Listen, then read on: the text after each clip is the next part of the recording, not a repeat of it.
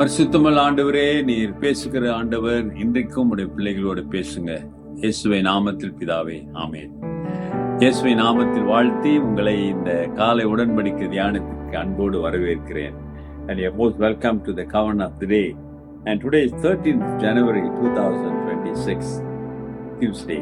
Hallelujah. மனசுல இப்பொழுதுமே ஒரு நிறைவு இருக்க வேண்டும். போதும் என்கிற மனமே பொன் செய்யும் மருந்து. எல்லாவற்றிற்கும் நீங்கள் போதுமானவராய் இருங்கள் என்று கர்த்தர் சொல்கிறார். ஆக போதுமானவர்களாக நீங்கள் போதும் என்கிற மனது உள்ளவர்களாய் இருக்கும்போது நிச்சயம் ஆண்டவர் அற்புதத்தை நீங்கள் பார்க்க, ஆண்டவருடைய அற்புதத்தை உங்கள் வாழ்க்கையிலே பார்க்க முடியும். சரிங்களா? சரி, இன்றைக்குள்ள வசனத்தை பார்ப்போம். ஆண்டவர் சொன்ன வார்த்தை நடக்கிறது. பிறகு ஆண்டவர் சொல்றாரு, ஜெபத்தை குறித்து பேசிக்கொண்டு வருகிறார். ஜெபத்தை கொண்டு பேசி வரும்போது நம்முடைய விசுவாசத்தை அவர் அதை கட்டி எழுப்புகிறார். விசுவாசம் இல்லாமல் நீங்கள் ஜெபிப்பது அதுல ஒரு நன்மையும் வராது. ஆகவே விசுவாசத்தோடு ஜெபிங்கன்னு சொல்றாரு. சொல்லும் போது தொடர்ந்து அவர் சொல்லுகிற வார்த்தை தான் நீங்க பார்க்க போறோம். அது mark 11:24, mark chapter 11 verse 24. Therefore I say to you, whatever things you ask when you pray, believe that you receive them and you will have them. Amen. ஆதலால் நீங்கள் ஜெபம் பண்ணும்போது எவைகளை கேட்டுக்கொள்ளுவீர்களோ அவைகளை பெற்றுக்கொள்ளுவோம் என்று விசுவாசியுங்கள், அப்பொழுது அவைகள் உங்களுக்கு உண்டாகும் என்று சொல்லுகிறேன். நீ விசுவாசத்தோடு எந்த ஒரு சந்தேகம் இல்லாமல் ஜெபிப்பாயானால் அந்த மலையை பார்த்து கடலில் இப்ப விழுனால் விழுன்னு சொன்ன ஆண்டவர் இன்னைக்கு இன்னும் தொடர்ந்து இப்ப என்ன செய்யறாரு, நம்முடைய ஜெபத்தை, நம்முடைய வேண்டுதலை, விசுவாசத்தை அவர் பலப்படுத்துவதை பார்க்கிறோம். He making our prayer, the faith should be very strong, 100% you must trust and believe. Believing and trusting something is very important in our Christian life. ஆமாதாங்களே. இப்ப என்ன சொல்ற ஆண்டவரே, நீங்க ஜெபம் பண்ணும்போது எவைகளை கேட்டுக்கொள்ளுவீர்கள், நீ எதை விரும்பி கேட்கிறியோ அவைகளை பெற்றுக்கொள்ளுவீர்கள், பெற்றுக்கொள்வோம் என்று விசுவாசியுங்கள், அது அப்பொழுது உங்களுக்கு உண்டாகும் என்று சொல்லுகிறேன். எல்லாரும் பாருங்க, இன்னைக்கு சர்ச்சில் ஒருத்தவங்க ஜெபம் பண்றாங்க, நம்ம எல்லாரும் ஆமேன்னு சொல்றோம். ஆமேன் என்றால் என்ன? அதை அப்படியே நடக்கும் என்று. எவ்வளவு தூரத்துக்கு அவங்க ஜெபம் பண்ணுகிறதை நாம் கேட்டு எகிரி பண்ணி ஆமேன்னு சொல்லுகிறோம். ஏதோ அவங்க ஜெபம் பண்றாங்க, கடைசியா இயேசுவின் நாமத்தில் ஆமேன்னு சொல்றோம். அதனால ஒண்ணும் நடக்க போறது இல்லை. சொல்லப்போனா consider is a wasting time. நீங்க உண்மையிலே அந்த ஜெபத்தை கேட்டு ஆமீன் சொன்னால்தான் அந்த ஜெபத்திற்கு பலம் இருக்கிறது, அர்த்தம் இருக்கிறது. ஏதோ ஜெபிக்கிறாங்க, ஏதோ பண்றாங்க, கடைசி ஆமேன்னு சொல்றோம். அப்படி அல்ல. அதனாலதான் இன்னைக்கு நம்முடைய ஜெபங்களிலே நாம் வெற்றியை பார்க்க முடியவில்லை. When you have sincerely, say together ஆமேன், முழு மனதோடு விசுவாசத்தோடு நாம் எல்லாரும் இணைந்து ஆமேன் என்று சொல்லும் பொழுது you are agreeing the prayer. முதலாவது நீ காது கொடுத்து கேட்கணும்ல, கேட்டு அந்த ஜெபத்தை நீ விசுவாசிக்கணும். யாரோ ஜெபம் பண்றாங்க, என்னவோ ஜெபம் பண்றாங்க. ஜெபம் பண்றவங்களும் அமைதியா, பொறுமையா, ரொம்ப எக்ஸ்பிரஸா ஓடாம ஜனங்கள் கேட்டு உணரத்தக்கதாக ஜெபிக்க வேண்டும். அப்பதானே ஆமேன்னு சொல்ல முடியும்.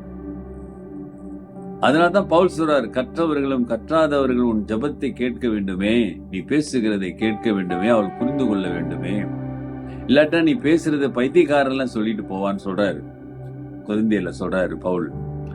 அப்ப இன்றைக்கு ஜெபிக்கும் போது உன் ஜெபத்தை கேட்டு ஆமேன் என்று சொல்லத்தக்கதான அந்த விசுவாசம் வர வேண்டும். லபலபலபலன்னு ஜெபிக்கிறதுல ஒன்றும் இல்லை அருமையானவர்களே. சிலர் ஜெபிப்பாங்க, நல்லா இருக்கும் கேட்கறதுக்கு. ஆனா அந்த ஜெபத்திற்கு நீ ஆமேன் சொல்லுகிறாயா? கேட்டு உணர்ந்து. அப்ப என்ன சொல்றாரு, நீ பெற்றுக்கொள்வேர் என்று விசுவாசித்து நீ கேட்கும் பொழுது அது உண்டாகும். இது இயேசுவின் வார்த்தை. அல்லேலூயா. இதை உணருங்க, இது இயேசுவின் வார்த்தை. நீ பெற்றுக்கொள்வேன் என்று நம்பி செய்வாயானால். இயேசுவே தாவீதின் குமாரனே என்று அவன் அந்த பிச்சைக்காரன், அவரை கண் குருடன் கத்தினதற்கு காரணம் என்ன? அவரால் எனக்கு சுகம் கிடைக்கும் என்ற நம்பிக்கை தான். தடுத்தார்கள், நிறுத்தினார்கள். அவன் விடாப்பிடியா அவனை ஜெபம் செய்தான். அந்த சத்தம் இயேசு கேட்டது, அவனை கூட்டிக் கொண்டு வாங்கினாரு. அருமையான சகோதரனே, சகோதரியே, உன் ஜெபம் விசுவாசத்தின் ஜெபமாக இருக்க வேண்டும். If you are leading in a prayer, சர்ச்சில் இருக்கட்டும், ஒரு குரூப்பா இருக்கட்டும், பிரேயர் குரூப் எதுவா இருக்கட்டும், மற்றவர்கள் ஜெபத்தை கேட்டு அதற்கு ஆமீன் சொல்ல வேண்டும், விசுவாசத்தோடு சொல்ல வேண்டும். அருமையானவர்களே, அப்படியாப்பட்ட ஒரு ஜெபமாக இருக்க வேண்டும். அப்பொழுது அந்த ஜெபம் கேட்கப்படும். ஆண்டவர் சொல்றாரு, கேட்பேன், நான் நிச்சயமா கேட்பேன். நீ விசுவாசத்தோடு கேட்பாயனா நான் நிச்சயமா அதுக்கு பதில் கொடுப்பேன். என் நாமத்துல நீ கேட்பாயா. சகோதரனே, சகோதரியே, சோதித்து பாரு. ஆண்டவர் சொல்றாருல்ல, என் ஜெபத்தை கேளுன்னு சொல்றாருல்ல, விசுவாசத்தா கேளு. ஆனா நான் ஆண்டவர் மகிமையா கேட்கணும்.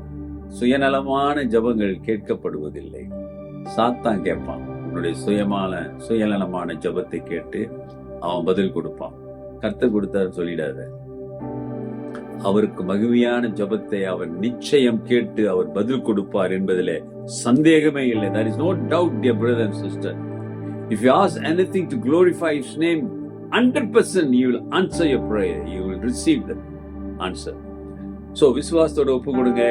ஜெபத்தோட விசுவாசத்தோடு கேளுங்க, கர்த்தர் செய்வார். ஜெபிப்போம். நல்ல ஆண்டவரே, இந்த காலை வேளைக்காக நன்றியோடு துதிக்கிறோம். நாமத்தை உயர்த்துகிறோம். தொடர்ந்து உடைய பிள்ளைகளோடு பேசுங்க, பலப்படுத்துங்க. சத்தியங்களை, உண்மைகளை காண ஆண்டவரே அந்த அறிவை திறந்தருளுங்க. ஆவியானவரே, தொடர்ந்து இடைப்பட்டு நாமத்தை மகிழ்ப்படுத்துங்க. இந்த வல்லமை கடந்து செல்லட்டும். இயேசுவின் நாமத்தில் பிதாவே, ஆமென். நமது ஆண்டவராக இயேசுவுடைய கிருபை, பிதாவின் அன்பு, பரிசுத்தாவின் ஐக்கியம் உங்களோடு உங்களை ஆசீர்வதித்து காப்பதாக. என் ஆத்துமாவே கர்த்தரை ஸ்தோத்திரி, என் முழு உள்ளமே அவர் பரிசுத்த நாமத்தை ஸ்தோத்திரி. என் ஆத்துமாவே கர்த்தரை ஸ்தோத்திரி, அவர் செய்த சகல உபகாரங்களை மறவாதே. ஆமென். டியர் பிரதர் சிஸ்டர், சகோதரனே, சகோதரியே, உன்னுடைய ஜெபம் எப்படிப்பட்டதாக இருக்கிறது? அது விசுவாசத்தின் ஜெபமாக இருக்கிறதா? அப்படிப்பட்ட ஜெபத்தை உன் வாழ்க்கையிலே ஒரு எழுப்புதலை கர்த்தர் கொண்டு வரும்.